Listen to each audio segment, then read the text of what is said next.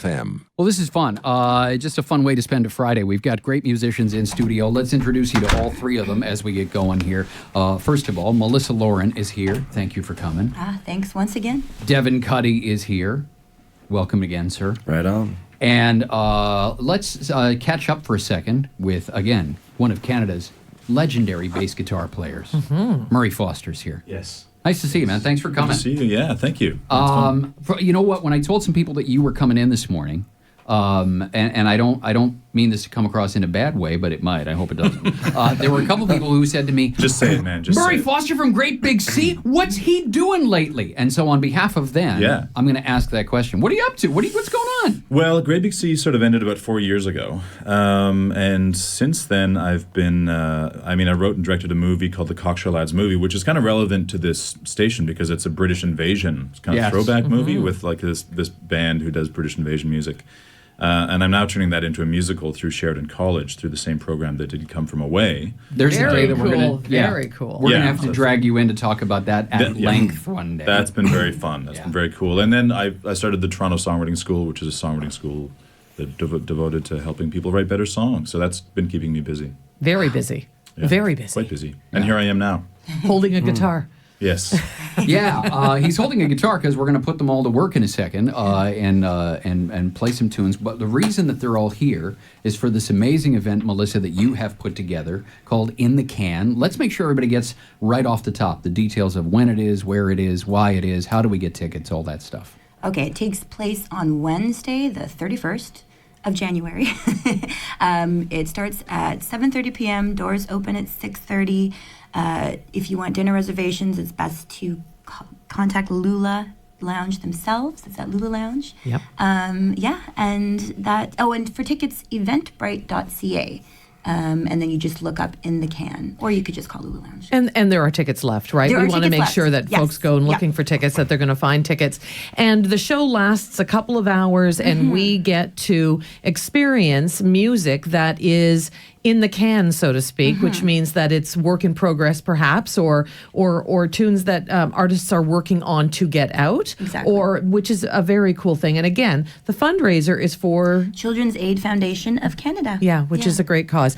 Every new mom should be as inspired. Yeah. But it does, it's amazing what having kids does. It opens up this whole new world because prior to having children, a lot of women are just busy with their own lives, and men. And then you realize that, your heart bursts, first of all, because you just love this little person so much. So good on you in gathering your friends to get together and to raise money for a good cause, because now you love children, right? Now, I love children. Amazing what motherhood can do. Right. Well, and it says something to the kinds of friends you've got when you can call them and say, listen, will you get out of bed at 7 o'clock in the morning to come to a radio station with me? And the ones who are your real friends will say yes. Yes, that's right. Yes. And so Melissa has brought both Devin and Murray in with him because they're doing a song. What are we about to hear here? Well, we're going to do a song called Love Rescue Me. It is written by Bob Dylan and Bono, actually. It was on one of the U2 albums. And we're going to do our little version of it. I shouldn't say little version. It's going to be a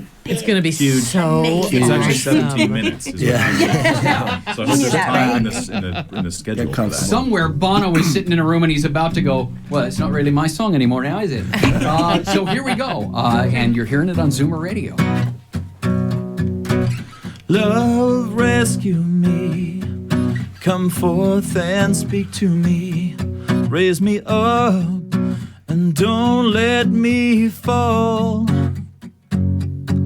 No man is my enemy.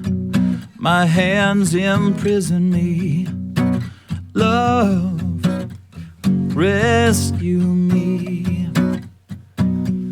Many strangers I have met on the road to my regret. Many lost to seek to find themselves in me. They ask me to reveal the very thoughts they would conceal. Love, rescue me. And the sun in the sky makes a shadow of you and I, stretching out as the sun sinks in the sea. I'm here without a name in the palace of my shame. Said love, rescue me. The cold mirror of the glass, I see my reflections pass. see the dark shades of what I used to be. See the purple of her eyes, The scarlet of my lies. Said love, rescue me. Love, rescue me. Wow. Wow, that was excellent. I have no talent. I have no talent. In those Little moments, version my ass. that was was something right so there. great. That was brilliant. Melissa Lauren, Devin Cuddy, Murray Foster with the Happy Gang this morning. That is a taste of what you will experience next Wednesday at this fantastic fundraiser, this great jam session. That's just so special. It's called In the Can, Singers for Children's Aid Foundation of Canada. Do you want to name drop, Melissa, and tell us who else is coming? Yeah, I was just going to say I should do that. We've got these two gentlemen, obviously. We have Alex Pangman, who you guys know here. We've got Yes. Gloria Dagan. We've got Geneviève Marentet, who really will steal the show. I can almost guarantee she gets everybody up to sing with her. We've got Johnny Max from Johnny Max Blues Band. We've got Barbara Lika and Stephen Tates. Jess Stewart, she's something interesting. It'll be great too. She's not bringing her Kodo this year, but it'll be great. And a couple of surprises. We've got a silent auction. Long and McQuaid donated some stuff. We've got hotel vouchers and some interesting kind of silent auction things. And I'm looking forward to getting to that point where, quite frankly, it's just about the singing and the music and bringing in the bucks. Yeah, and do you have a goal in terms of what money you would like? How'd you do last year? We did all right last year. We did very well last year, but we had a little bit of a glitch along the way because we had to change venues at the last minute, and it was a lot of the tickets were sucked up into something else. So, but this year we're reaching for 5,000, which I think is attainable. And we're looking forward to. Interesting as you go through that list of performers, and we think about how many of them we hear all the time on Zoom or radio. But what it demonstrates to me is the level of talent and the amount of talented musicians in Toronto. It almost seems like it's constant. What's not constant in this city, and I'm sure the three of you know this all too well, is the number of places to go play.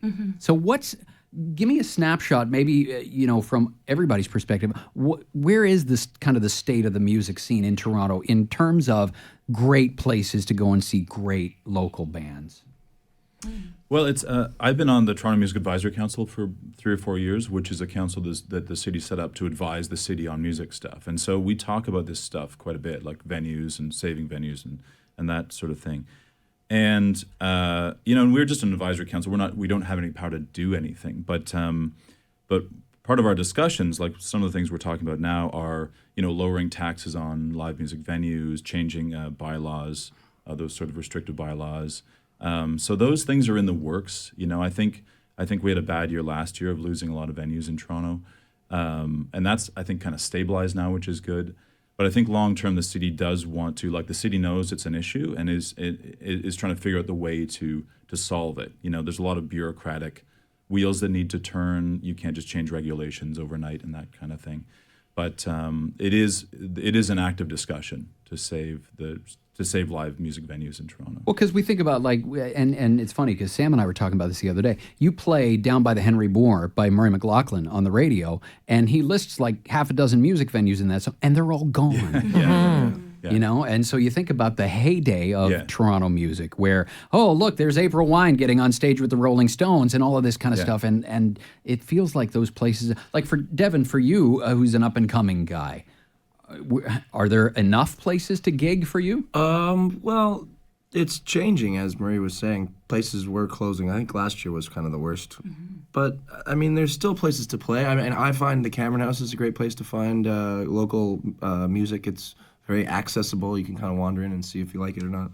And there's still a few places like that. And then, obviously, the Horseshoe is kind of I mean, it's called the Legendary Horseshoe, so it's obviously got some clout, apparently.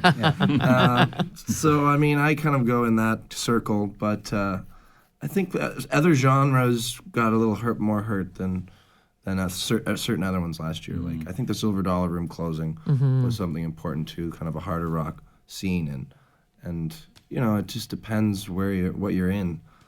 I think there's still a lot of great places, just there's fewer. Yeah, there's always a turnover of live music venues, as you were saying, from the Murray McLaughlin tune. I think what's changed in Toronto is that you know, rent is so high that it's sort of a structural barrier now to live music venues, and that's where I think the city has a role to step in and kind of say, okay, you know, Toronto's is on fire in terms of real estate, in terms of housing prices.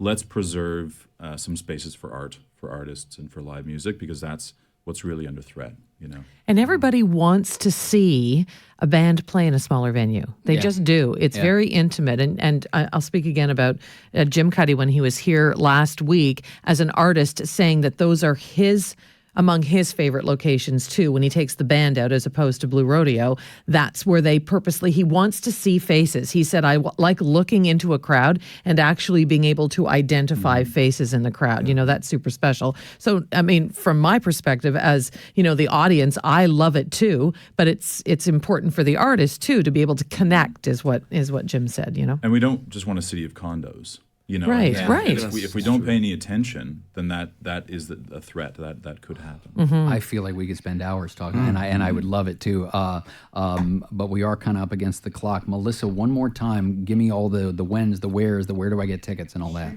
So in the Can, Singers for Children's Aid Foundation of Canada takes place on Wednesday, January 31st. The show starts at 7:30. Doors open at 6:30. If you want guaranteed seats, dinner reservations are ideal, but they can cram a lot of people in there. It's at Lula Lounge. You can get tickets at eventbrite.ca and just look up In the Can. You could also just bug Lula Lounge. I'm sure they're they're happy to field calls about where to get tickets. There'll be 11 art acts singing their hearts out, literally singing their hearts out, and I'm grateful to have all the wonderful musicians on board, and it's going to be fun.